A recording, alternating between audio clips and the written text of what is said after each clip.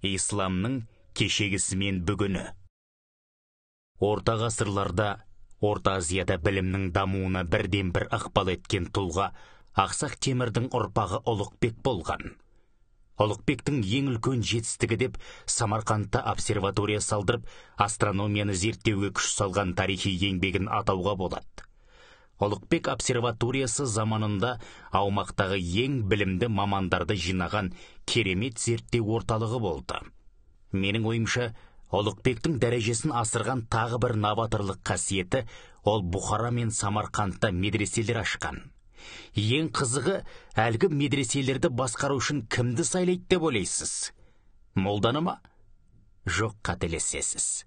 Медресенің тізгінін діннен бөлек философия, астрономия, музыка, математика сынды ғылымдарды жан-жақты меңгерген ғалымдарға берген. Басшылық қызметке адамдарды діни дәрежесіне қарап емес, сол замандағы заманауи ғылымдарды қаншалықты игерген біліміне қарап бекіткен.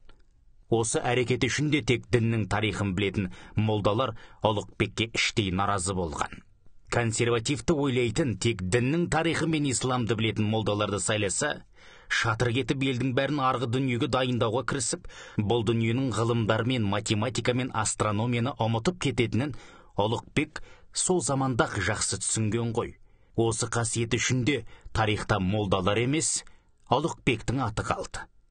Бүгінгі таңда бізде исламды тек діннің тарихымен түсіндіріп, тозақ пен жұмақты айта беретін молдалар арқылы емес, Ұлықбектің тактикасымен жүріп, жан-жақты білімді ғалым молдалар арқылы уағыздауымыз керек. Молдалар исламды Әл-Фарабидің трактаттары, Ибн Синаның еңбектері, Хорезмидің математикасы, Ұлықбектің астрономиясы арқылы түсіндіре білетін жаңа деңгей мен талапқа өсу керек. Себебі ислам тарихын айтып бір жақты уағыздай беретін, сақал мен балақтың әңгімесін айта беретін молдалардың ескі тактикалар әбден ескірді.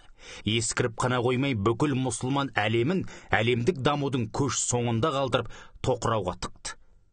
Менің түсінігімде ислам тек арғы дүниеге дайындалатын дін емес, ислам ғылыммен тығыз байланысты. Егер исламның ғылыммен тығыз байланысты екені рас болса, исламды уағыздаушы молдалардың заманауи ғылымдардан неге хабар жоқ? Білсе айтады, білмесе несін айтады демекші, бүгінгінің молдалары айналып келіп тозақ пен жұмақ, тоқал мен хорғыздары, балақ пен сақалдың әңгімесін қозғай береді. 21 ғасырдағы технологияның заманына сай молдалар да рухани жаңғырып өздерін тұлға ретінде өсіру керек. Жалпы айтқанда біз исламды уағыздаудың қазақстандық жолын қалыптастыруымыз керек. Ол жол мұсылман болсаң, Ұлықбектей бол, мұсылман болсаң, Әл-Фарабидей бол, мұсылман болсаң, Ибн Синадан тасып түс, мұсылман болсаң, математик Хорезмиді басып оз деген философияға құрылуы тиіс. Сол кезде біз намаз оқумен қатар заманауи ғылымды меңгеріп, технологиялық революция жасайтын қазақтан шыққан 21 ғасырдың Бирунилері мен Әл-Фарабилерін тәрбиелеп шығаратын боламыз. Ал содан кейін технологиясы дамыған қазаққа арабтармен бірге бүкіл мұсылман әлемі иіліп сәлем салатын заман орнайтынына еш күмәнім жоқ. Бауыржан Серікбаев.